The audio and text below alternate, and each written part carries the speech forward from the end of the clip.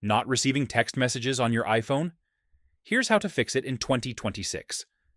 If this video helps, please like and subscribe for more quick tutorials. This issue can be caused by network problems, iMessage settings, blocked contacts, or outdated software. Let's fix it step by step. Make sure your iPhone has signal. Turn airplane mode on for 10 seconds, then turn it off to refresh your network. Open Settings. Tap Messages. Make sure iMessage is turned on. If it's already on, turn it off. Wait a few seconds, then turn it back on. Still in Messages, tap Send and Receive.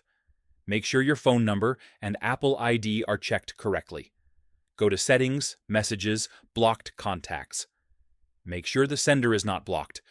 Restarting your iPhone can fix temporary message glitches. Go to Settings, General, Software Update. Install any available updates to fix known bugs. If texts still don't arrive, go to Settings, General, Transfer or Reset iPhone. Tap Reset. Reset Network Settings. This won't delete your data. If you switched from Android, disable RCS or deregister iMessage to receive SMS properly. And that's it. These steps should fix missing text messages on iPhone. Subscribe for more iPhone tips.